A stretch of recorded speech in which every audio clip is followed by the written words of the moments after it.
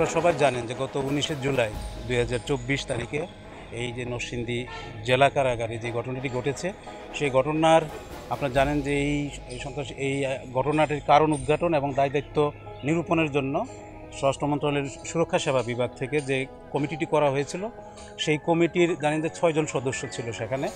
আমি সেখানে আহ্বায়ক হিসেবে আছি। আমার সাথে আমাদের মেম্বার সেক্রেটারি, আমাদের একজন ডিএস আছেন, আমাদের আমাদের সাথে কারার প্রতিনিধি আছেন ডিআইজি সিলেক্ট, উনি একটা প্রতিনিধি হিসেবে আছেন।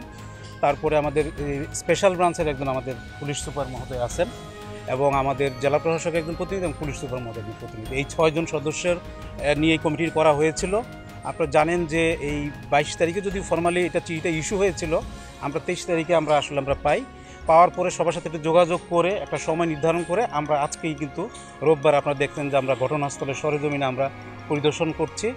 আমরা এরপরে আপনাদের যারা আছেন, যে আপনাদের যারা ওই দিন ঘটনার সময় আপনারা যারা ছিলেন, আপনাদেরও আমরা মতামত বা আপনাদের বক্তব্যগুলো আমরা দিতে পারি। আপনাদের অনেক সময় ফুটেজও আছে, এটা আমাদের তদন্ত কাজে সহযোগিতা হবে এবং ওই ঘটনার সাথে যারা প্রত্যক্ষদর্শী ছিল তাদেরও আমরা একটু বক্তব্য নিয়ে আমরা আসলে এই মুহূর্তে আমাদের যদিও 10 দিনের সময় দেওয়া হয়েছে, আমরা চেষ্টা করব এর মধ্যে যদি এই কাজটি শেষ করার জন্য।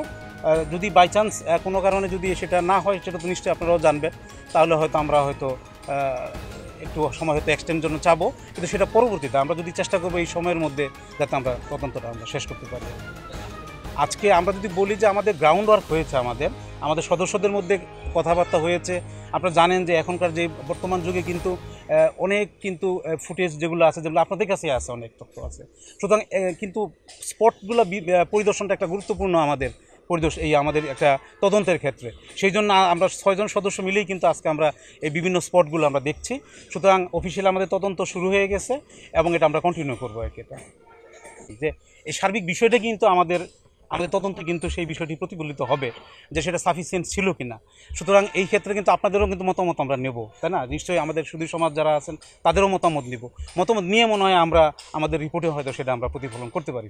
সেটাই কিন্তু এতক্ষণ আপনারা হয়তো খেয়াল করেছেন, আমাদের সদস্যরা কিন্তু আমরা সেটাই আমরা যারা ওখানে ওই দিন যারা দায়িত্বে ছিলেন, আমরা তাদেরকে কিন্তু সেভাবে আমরা তাদের সাথে কথা বলছি। আমরা নিশ্চয়ই আরও কথা বলবো। আমরা আসলে কনফারেন্স রুমে বসে আমরা আবার কথা বলবো। নিশ্চয়ই আমরা যদি যেটা পাই আমাদের রিপোর্টে নিশ্চয়ই আপনাদের সেটা জানাবো আমরা। Thank you.